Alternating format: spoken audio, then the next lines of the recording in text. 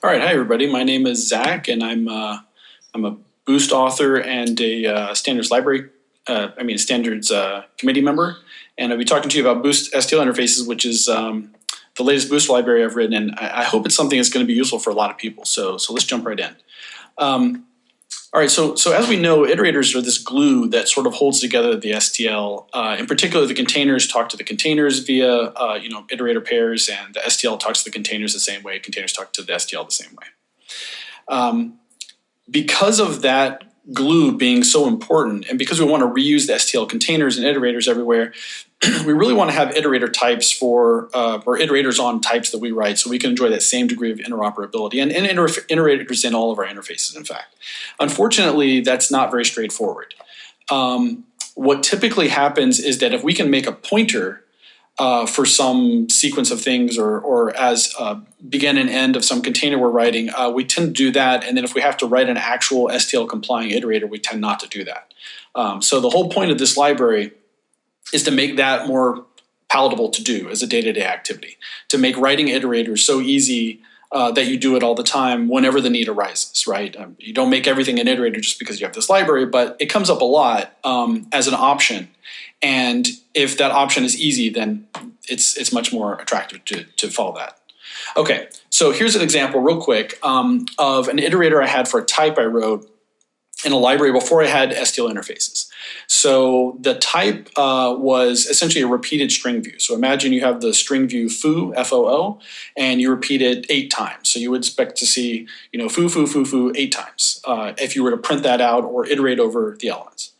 So the way I accomplished that was I just had the string view itself and the number n, and that's it. And then the iterator did all the heavy lifting. So this is the iterator that I wrote that did that.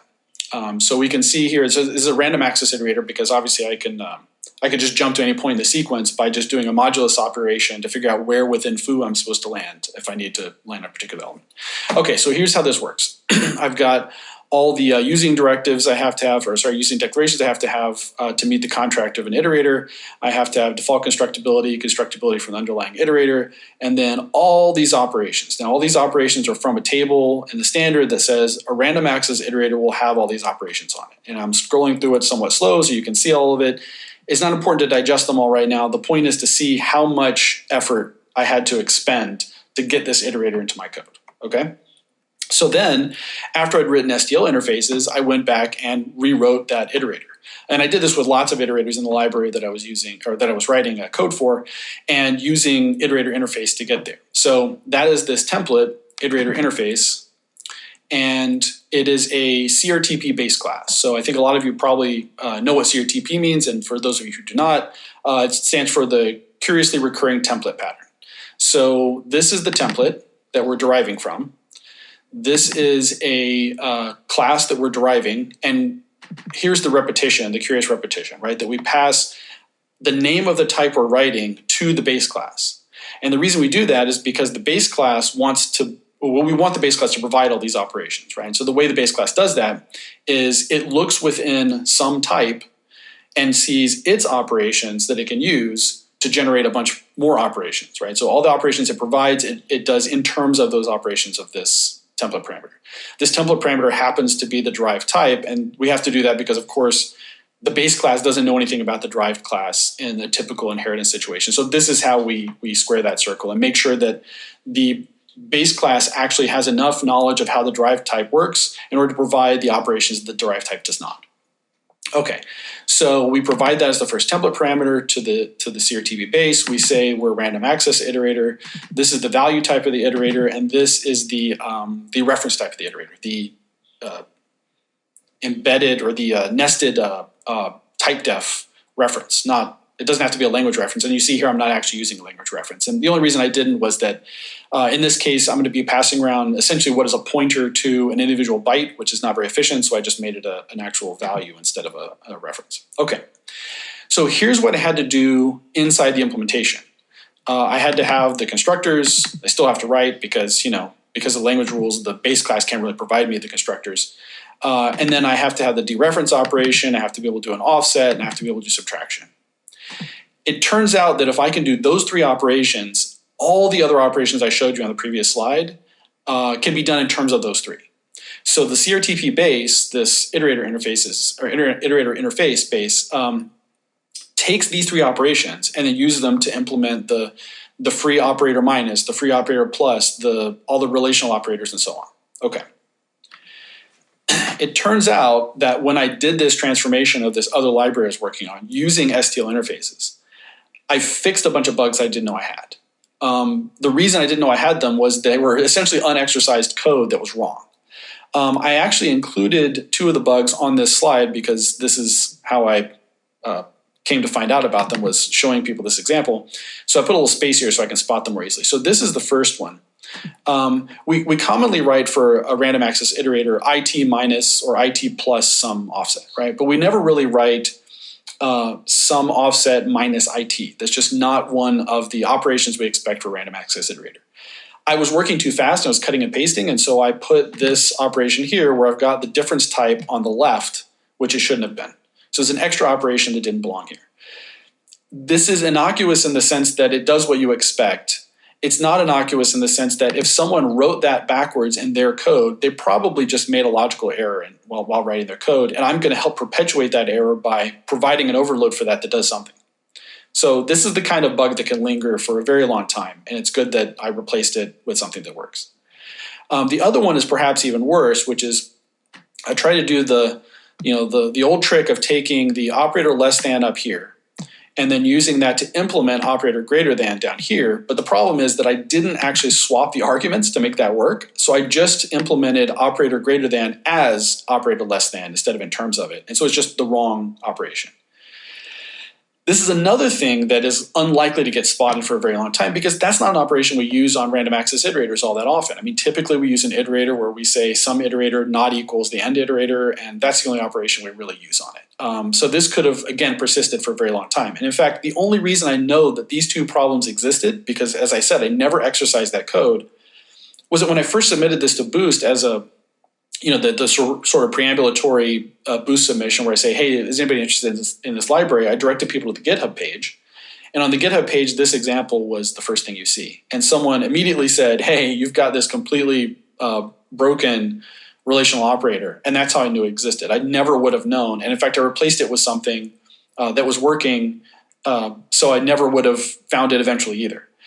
So the point is that instead of trying to test all those individual operations that I showed you in the first implementation, I'm able to test basically just three operations and the constructors. And that's a much better story in terms of testing and making sure that you got everything right. And then the rest of the testing burden essentially is relying on the testing within STL interfaces itself. And that's rigorously testing all the API of all the iterators. So I had written other iterators that I tested pretty exhaustively the entire interface. I didn't test this one because it just was not used that often. And it wasn't used independently as an iterator. It was basically just used inside of a range operation on this repeated string view thing. So that kind of thing happens a lot where we've got so much work to do that we essentially just bail on some of the work that we feel like is probably not that important anyway.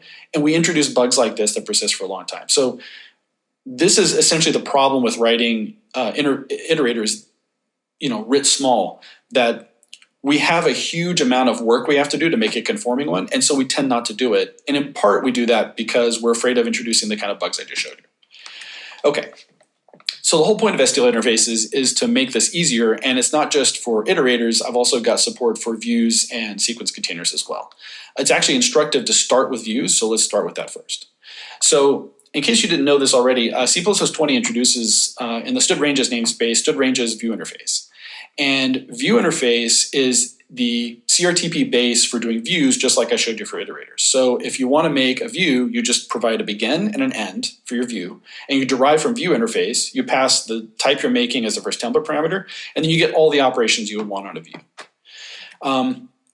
Another thing that we should probably touch on, because I know a lot of people have missed this detail of the ranges work, is that the C++20 ranges allow you to use not just pairs of iterators in the range case, or a range that has a pair of iterators for the begin and end, but also that provides the support for mismatched iterator types. So you can have the begin be an iterator and the end be something else that is, as long as it's comparable to an iterator with the right semantics, everything works.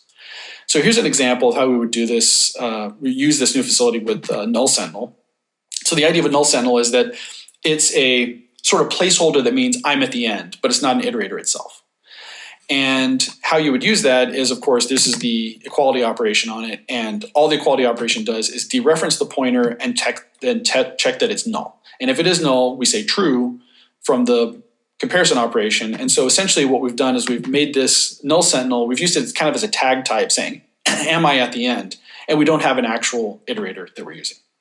So if I were to pass this to std_ranges distance, which is perfectly fine to do because again, it supports iterator sentinel pairs, I can pass a null terminated string and the null sentinel itself.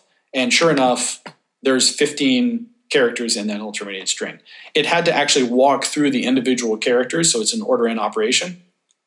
But the only reason I asked it to go through all n characters in the string is because that's what distance does. A good example of this is, so what if putter pointed to, let's say, 1 trillion bytes on the heap, okay? I have this big memory space and I have 1 trillion bytes I'm pointing to. And I know that I want to find a character that's just in the first 1K. Using the algorithms in std_ranges, or sorry, std itself, just std_find or something, I have to know the iterator at the end. So I have to actually call strlen on this pointer and go all the way to the end before I can even call findIf. This lets you, or std_find. So I can call std_find, std_findIf only by knowing the iterator, but I can call std_ranges find, std_ranges findIf, knowing that there is an end coming at some point and it's a null terminated string, and I don't have to do the operation of finding the end first. So in those kind of cases, particularly null terminated strings, it does have other applications too, but that's where it really shines with null terminated strings. Okay, so view interface is, this is the definition straight out of the standard. This is view interface. I pass the derived type D that I want to derive from view interface. And I've got this view base, which is basically just a way of tagging a view as a view. There are places within the std_ranges operations where you need to know if something's a view or a range. And a range is something that may or may not own the elements that is a range over, and a view never does. So for instance, a std vector of int is a view, or sorry, it is a range, but not a view. Because it owns its elements, it is not a view. So a view is always a range, but not the other way around. And then we have these two convenience functions to essentially do the cast to the base, or sorry, to the derived type. So we just take our this pointer and we know that it's safe to static cast down to D because we know it derived from D. And this just makes it more concise to write the implementations. Okay, so we're not going to look at all these, but an instructive one to look at is size. So if you look at size right here, at a high level of abstraction, if you can take the end minus the beginning, then you know the size of the underlying sequence, right? So if that is well formed, we probably want to have size as part of our view. Now, you could have written just requires, ranges end minus ranges begin, but it turns out that there's some other requirements that for which you want to use the sort of built-in concepts here. So this concept constraint boils down to if it's a good idea to run, to execute end minus begin, including that it's well-formed and a few other properties that those concepts are checking, then this size overload is in play. And if that concept requirement is not met, then that size overload is not in play. So when I instantiate this template with something that doesn't have random access iteration, then I know just for the first thing that I consider that is an ill-formed expression, the minus expression. And so I can't have that size member as part of my view. If the end is not an iterator but a sentinel, I also can't do that subtraction. So again, I don't want the size member to be part of the view.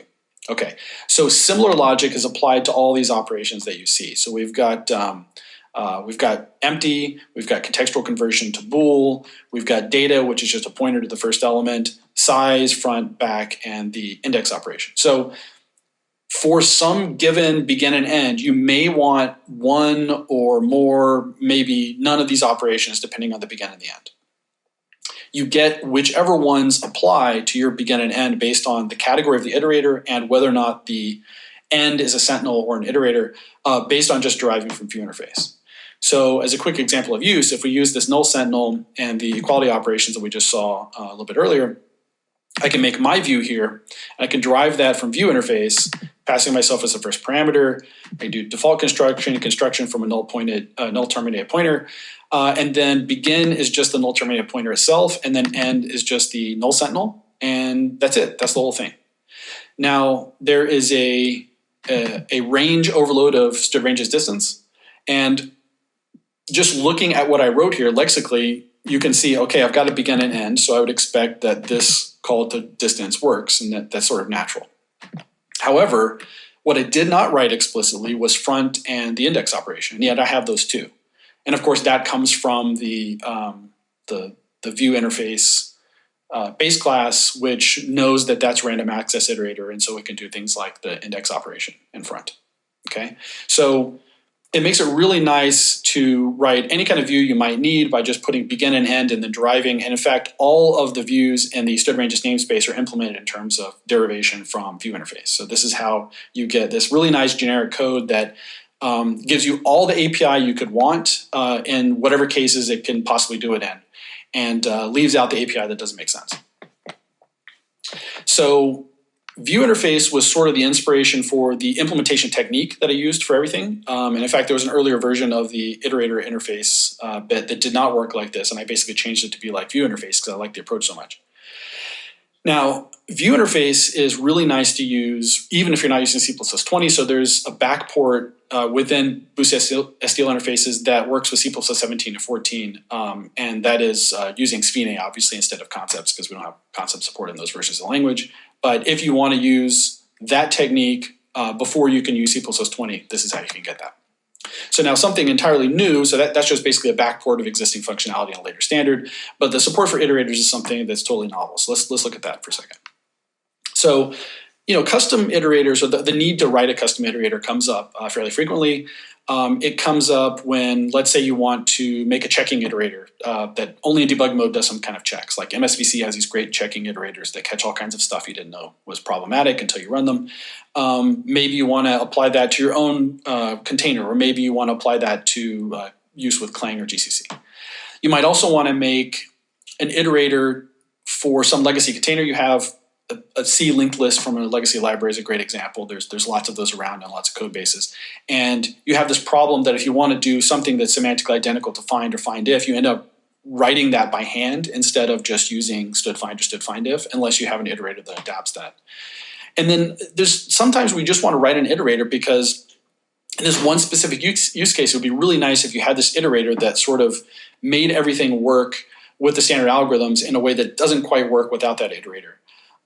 And this kind of ad hoc case, sometimes if it's only to write this iterator for this ad hoc case and you're not going to reuse it, it's just not worth the effort to write iterators without some kind of bridging library like STL interfaces. So we're going to take a look at such an ad hoc case. All right, so let's say you have two sequences and you want to treat them as if they're one big sequence. You want to do one or more operations over the big sequence.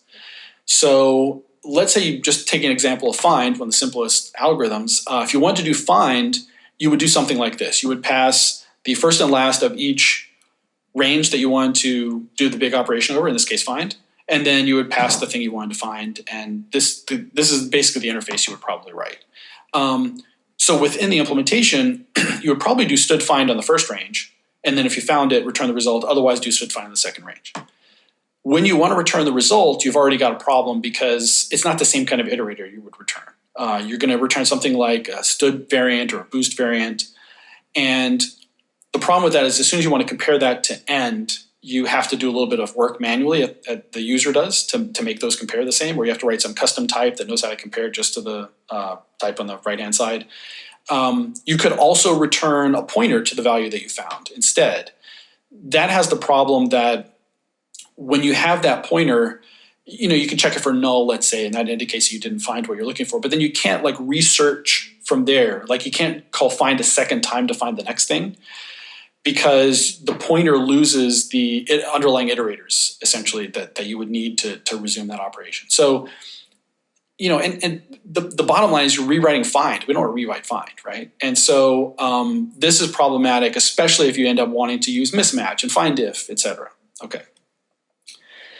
There is a nice facility for this in the range v3 library. Most people are probably aware already that Eric Niebler is the main person behind the stood ranges work, and all that code started out in the range v3 library and got ported over. One of the things that did not make it because of time was Concat View. So what Concat View does is exactly the thing we've been talking about wanting to do in the previous example. And here's how we use it. So this is the range v3 namespace, not stood ranges. We do ranges concat, and then, oh, that's not what I wanted. We do ranges concat on the vec in the list, and then that gives us the view of the whole thing as one big sequence. And then we try to find 42 within it with ranges find, and we find it or we don't. Okay, very straightforward, works, does exactly what we want. Now, range v3 is a fairly big dependency. Some code bases or some scenarios won't let you pull in an external dependency. But more importantly, there's some places where you just can't use ranges concat because it doesn't work. Specifically, if the first sequence and the second sequence, if you take a reference to either iterator, the iterators on both sides rather, and you get some reference type for each one, you need to be able to form a common reference using stood common reference, or common reference type, I think is what it's called. So you have to be able to form a common reference with those two. And there might be a case where even those two sequences are essentially the same thing, you actually can't form a common reference type. So in this example, we have myInt, which is a strong type def.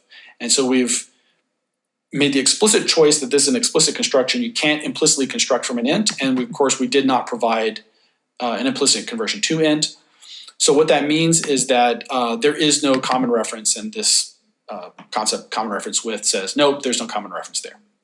So it turns out that we have this function overloaded for ints and myints that we can use as a projection. And we can say with just a call to asInt, give me the int that is either within this or the int itself. And so we can sort of regularize this and make it all look like ints on both sides. But unfortunately, ranges concat doesn't have support for a projection of this kind, and so you're just stuck, right? It relies on making a common reference. And it's a general purpose facility, so allowing these kind of workarounds is maybe not what you want. You want something where the types on the left and right and the two sequences are actually essentially the same thing. And that's important for reasoning. And if you have some specific workaround you need to do, then that should be the provenance of your own code and not something like ranges concat. So that makes sense for ranges concat, but it's a limitation. So put a pin in that, and we'll talk about that a little bit later. So if we just want to find a value, like I mentioned before, we just find in the first and then find in the second range. And if we find it, we return the result. But if we have an algorithm we want to implement that uses two elements at the same time, now it won't work to decompose the problem into do it in the first range and then do it in the second range. Because at some point we may have a scenario where we have to find, we have to do an operation on an element from the end of the first range and the beginning of the second range. If that's the case, then we can't do that kind of decomposition at all, right? So we still have to use something like concat that we just saw. So here was my solution for this. I actually had the scenario where I had all three of those problems that I just mentioned. I was writing code for Boost, so I couldn't pull in range v3 as an external dependency. I sometimes didn't have a common reference type, and I also had an algorithm that used more than one element in one step of the algorithm. So the way I solved the common reference problem was I just have an explicit template parameter t that says this is the value type. So there's no need to try to form the value type implicitly. I just tell you explicitly what it has to be. Then I'm using the Proxy Iterator interface, which is an alias template for iterator interface. All it does is have some nice defaults and makes it easier to write proxy iterators. If you don't know what that is, we're going to talk about it in just a minute, so hang on. And as always, I pass myself as the first template parameter. I indicate it's a bidirectional iterator, and I say what the value type is.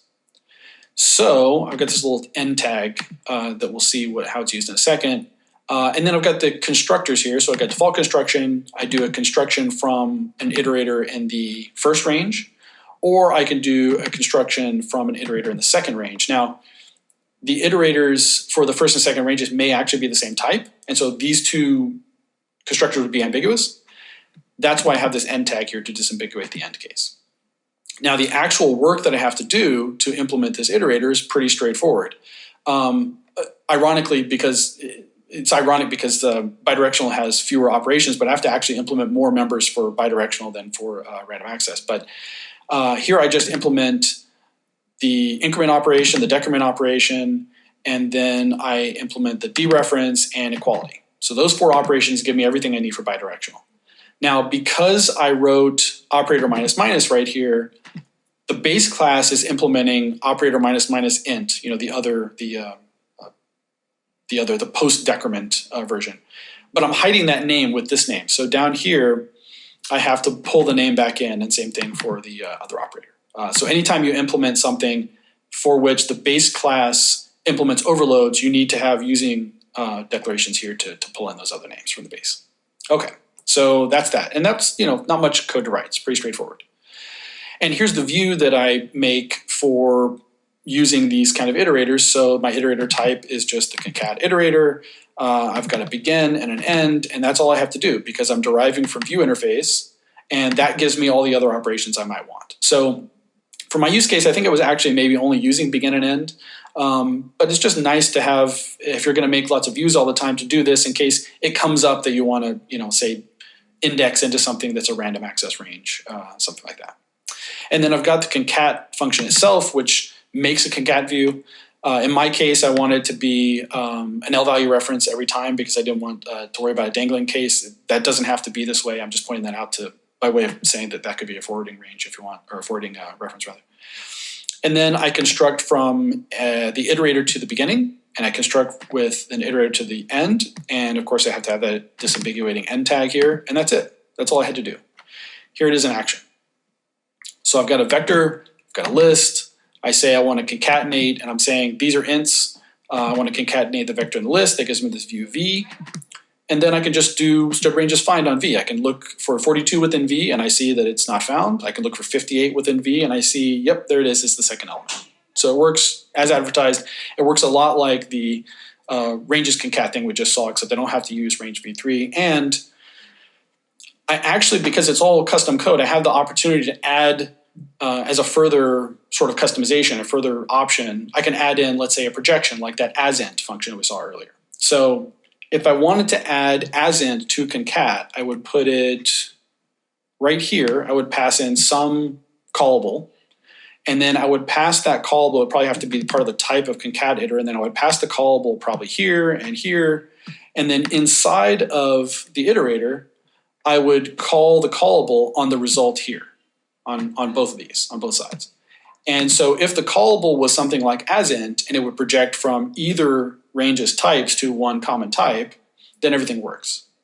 So again, we don't want necessarily to have this kind of facility with ranges concat, and certainly if it becomes std ranges concat, I don't know that that's a good idea to have that kind of flexibility for everyday code, but it certainly is nice to be able to get to that flexibility if you need it in some very specific use case.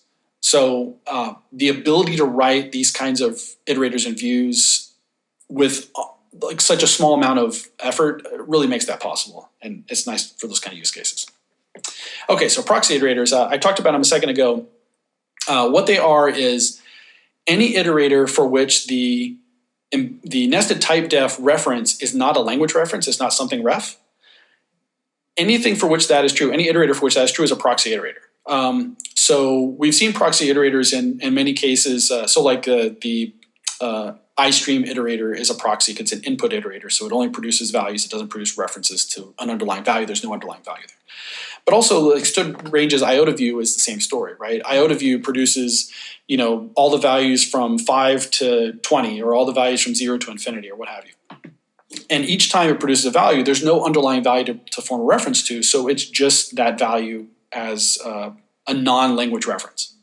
So those have to be proxy iterators. The reference nested type def is not a reference type. Same thing if you're transcoding from UTF-8 to UTF-32. You're producing something as 32 bits from a value, a series of values that is 8 bits. And so there's no 32-bit value to form a reference to. There is some wonkiness involved in writing proxy iterators. In particular, the arrow operator, you have to do something kind of funny. And Boost.STL interface is built with support for proxy iterators from the beginning, and it handles that wonkiness for you. The first time you write a proxy iterator and you get to the arrow operation, you're like, well, how do I do this? And this handles it for you. So the sort of classic example of a proxy iterator is zip iteration. So in this case, we, again, derive from Proxy Iterator interface, pass ourselves as the first type. We say we're a random access iterator. And what the zip iterator does is it takes two underlying sequences of int and produces a sequence of tuples of int. So notionally, so this is our value type that we have to provide to the template. And notionally, this is the value that we're iterating over. We don't actually produce these values anywhere. But that's kind of the thing that we do with value type. Value type is funny that way, that sometimes you write a type for value type that you never actually use. For instance, in std map, the value type is std pair of key and value, whatever your key and value types are for your map. That never gets produced by the map. The map actually produces references to pairs of key, const, and value. So it still has that value type because we want to know, like, notionally what is this a sequence of, but that value type is never used. Same thing here. And this is the actual type we use in the dereference operation. So this is not itself a language reference. It is a tuple that contains two references, but it itself is not a reference type. There's no ampersand at the end. So I can default construct one of these zip iters. I can make one from a pair of pointers to int, and this is just to keep things real simple. It's only supports pointers to int. When I do the dereference operation, I just dereference each of the underlying iterators, and then I take those resulting references and I pass those out as in a tuple with those two references in. When I do this offset operation, I just offset the two underlying pointers in lockstep, and then when I want to do subtraction, I do the first iterator on the right-hand side minus the first iterator on the left-hand side. Okay, very straightforward. Now, again, the reference type, the nested type def reference is not a reference type, it's not a language reference. And that's fine with C++20. So none of the concepts for any of the iterator categories in C++20 care about this issue. They're all written in a way where they don't care about if it's a proxy iterator or a non-proxy iterator. It makes no difference. The tables in the C++98 standard, everything before 20, say that if you don't have, well, it says for forward iteration and later, anything past input iterator has to have tref as the nested type def reference.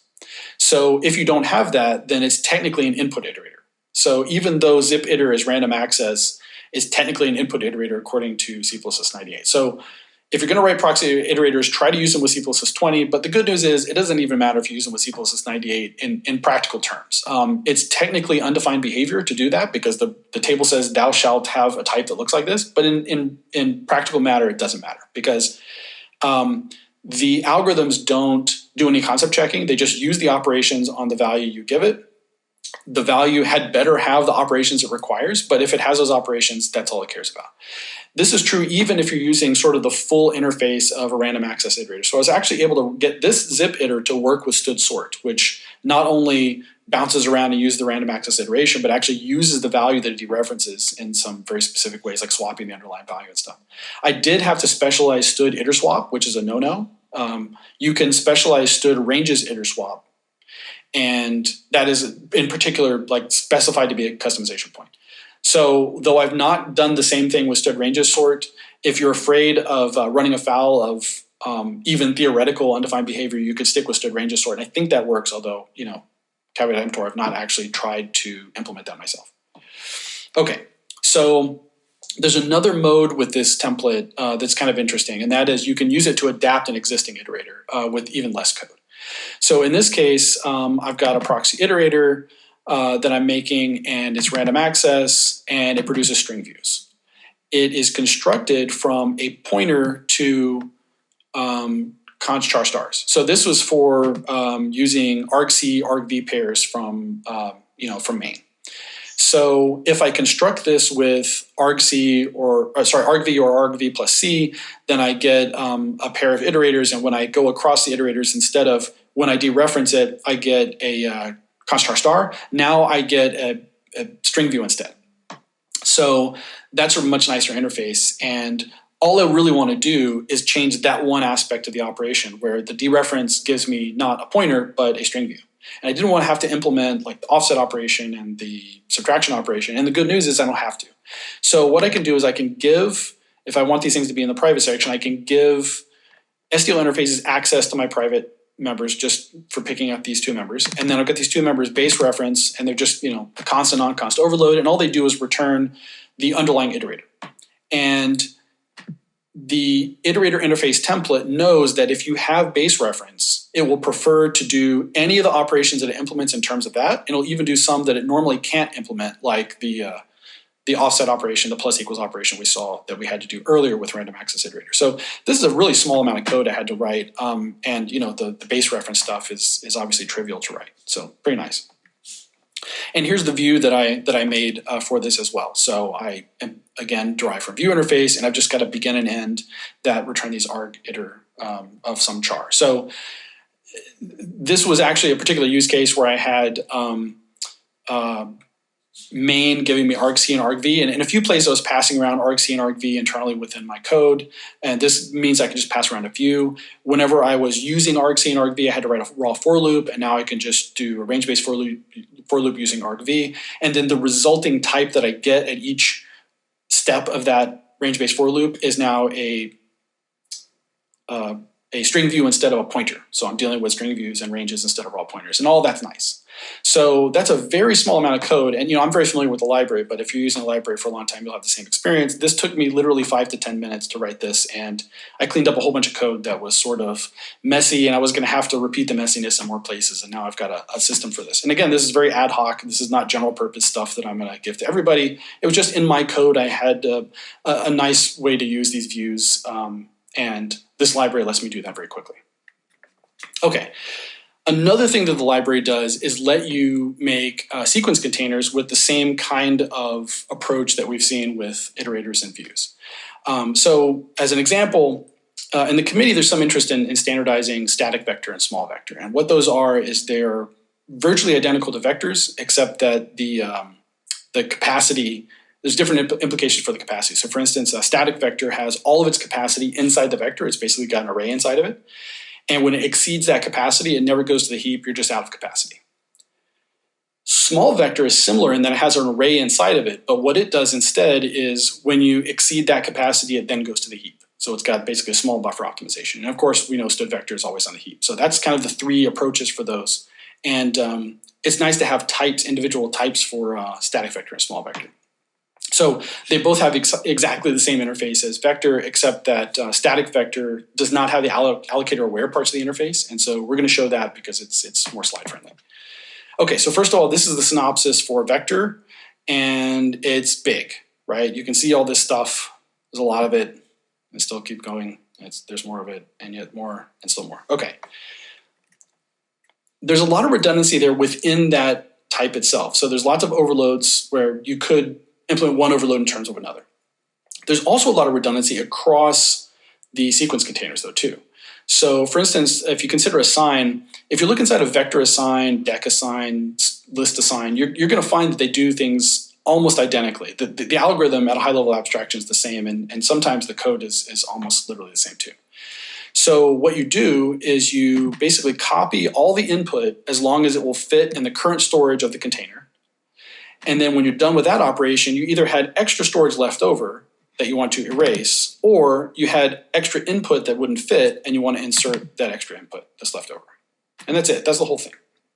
Now, what's interesting about this is that you have to have insert and erase for mutable sequence containers. The immutable ones like std vector don't have those operations. So it would be possible to write, so if you don't know about std erase is this set of overloads for the standard containers that was introduced in 20. And so it allows you to erase, there's also a std erase if, it allows you to erase elements from these containers actually overloaded for the different containers. Well, we could have written an assign as std assign instead of member assign on all these different containers that essentially works the same way, except instead of having a different overload for each container, if we just applied assign to sequence containers, that is things that have an erase and an insert with the right semantics, then it would work for all the sequence containers because it doesn't work for array, and that's what we want. Array doesn't have an assign member because it doesn't have an erase and insert. It can't do this assign operation basically.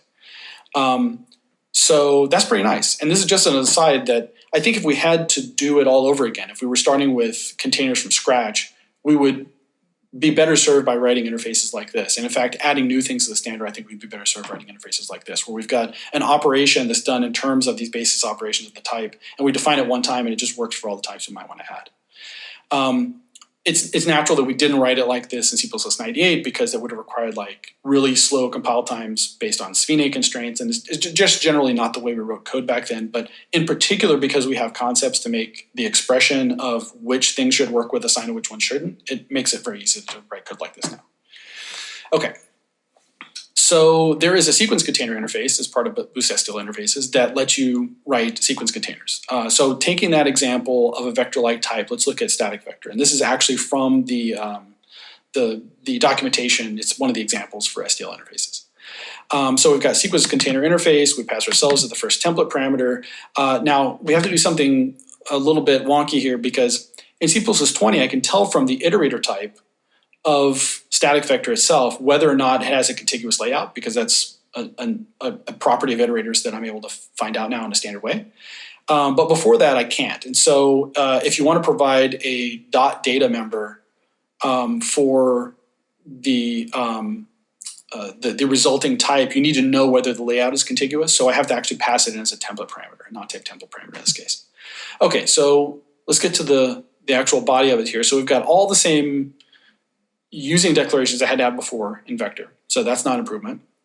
I've got essentially the same thing. Well, not essentially. I have actually the exact same set of constructors and special member functions. So that's also not a win. But then we see a dramatic reduction in what I have to write in the rest of it. In fact, all the other operations, the real meat of the operation of the type is expressed in this interface here, right? This is essentially the basis that we can use to make all the other operations you saw on that previous slide. And note that we've got this InPlaceBack, even though we've got InPlace and we've got end, and we'll explain why that exists in just a second.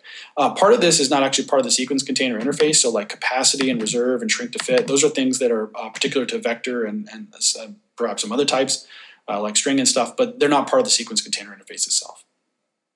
Okay, so if you look at vector's operations, there's, I think, 61 member functions. We only had to implement 22 members right there to make this work. And we get the other 39 for free. Those are implemented by the CRTP base. And then if you look at the implementation, or the testing burden that you have to overcome to implement your own sequence type, you see it reduced from 61 members you have to test to 22, which is night and day different. What's crazy, though, is that a lot of those are special member functions or constructors. So for copy, assignment, move, and move assignment, you might want to do something very specific to your type with those. But for the other constructors, all of those constructors you can implement in terms of operations given to you by the base class. So as an example, the constructor, all sequence containers have to have a constructor that takes a first and a last. And all that does is call assign. That's easy, right? That's the whole implementation. You just say this arrow assign inside there and you're done. So that's all just copy pasta, right? And we don't have to worry about testing that stuff. Probably that brings our testing burden down to something even more like 11 members. I wish I could provide those really boilerplate constructors for you, but I can't because of language rules. I can't put them in the base class. They don't work that way. Now, InPlaceBack, I pointed out before, that's important to note because InPlaceBack is a signal to sequence container interface that it is efficient to do pushes and pops at the end of the sequence. Without that, I would have to maybe pass a separate template parameter or something. I felt this was more idiomatic given the way the rest of the interface works. If I were to put InPlace front, it would also generate push front and push and pop front as well. That would belong on like a deck-like type. Since we're making a vector-like type, we don't want insertions and erasures at the front. And of course, if I was making an array-like type, I wouldn't have InPlace front or InPlaceBack. So for this container in particular, or this interface in particular, but also for all the interfaces, they work the same way. Because you're getting all the sort of provided functions from a base class, if you don't like any of those implementations, you just provide your own implementation for that function in the derived class, and it hides the name of the one from the base class, and that's the one that gets used. So you've got a very easy override mechanism by just supplying any operation you care about. So if for your particular type, you didn't like that assign algorithm that I showed you before. You don't want that assign to be done that way for your sequence container type. You just provide an assign that does what you want, and it just gets used. So we have a lot of container-like types that we write, it turns out. What we usually do is we only provide iterators for those container-like types if it's convenient to do so. And usually convenience in that case means that I can write begin and end that return pointers. And if I can't do that, I generally skip the support for that. Now that you have iterator interfaces, iterator interface, I should say, you can just provide those more complicated iterators if they have to be more complicated than a pointer. And then, of course, providing all the other sequence container operations is a lot more palatable if you have sequence container interface as well. And it turns out that if it's so much easier, it's pretty nice to have the full sequence container interface, because then in some generic code, you can pass in a deck or a vector or a list or your type that you just made up that has the full interface. And that's pretty nice.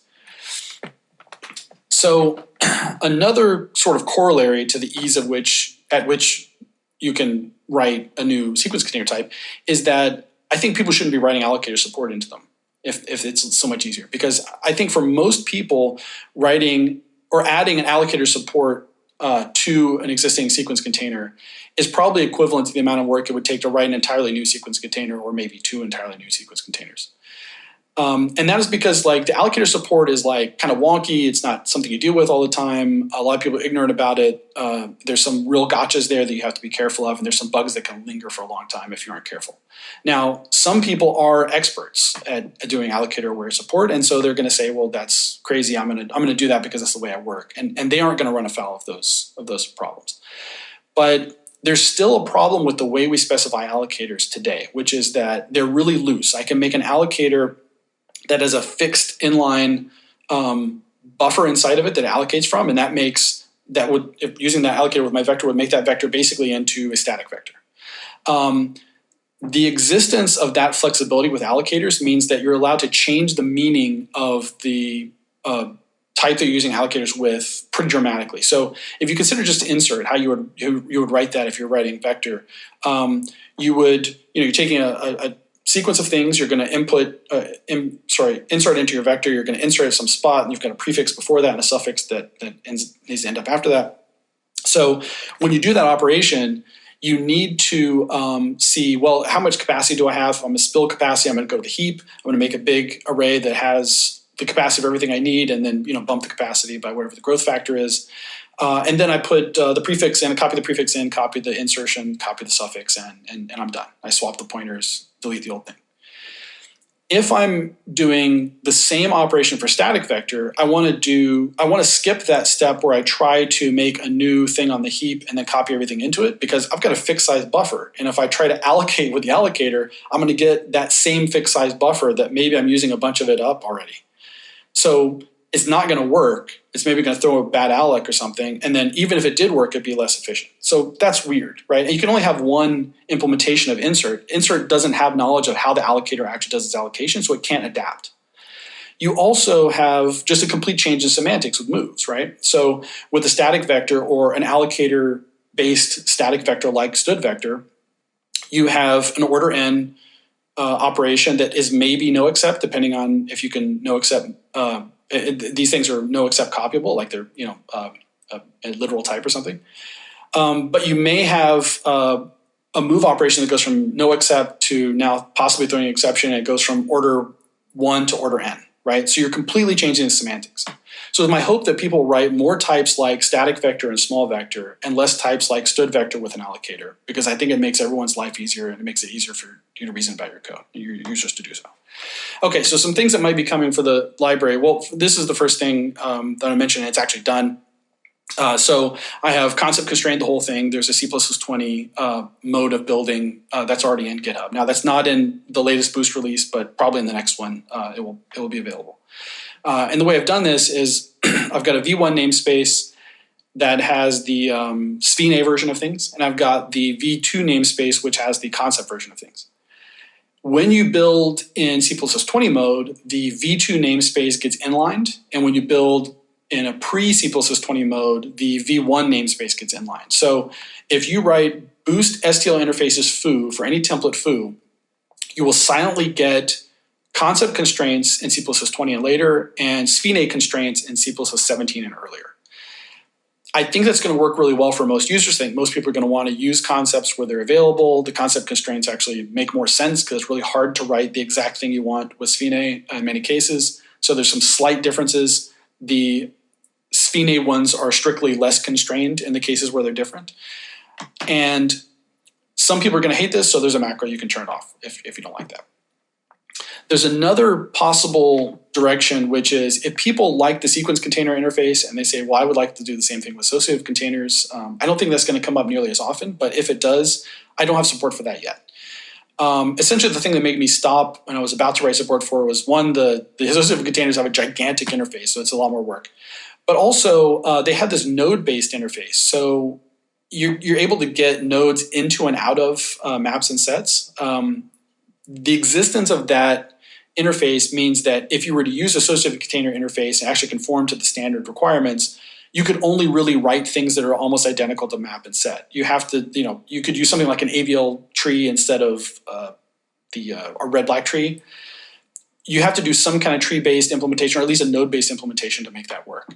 So it's not really attractive to be able to just rewrite your own map and set when they have to have almost identical semantics because of the interface. So that kind of made me stop. And if there's interest in that, I'll probably add it with sort of the node part optional. But so far, I have no idea if there's even demand for it. So that's something that's possibly on the time horizon for later. All right. And so with that, we have a little bit of time for questions, I suppose, right at the end. And any other time, any other questions that we can't get answered right now, we're going to have another session. I have an AMA right after this. So thanks for attending, and I'll see you in a second.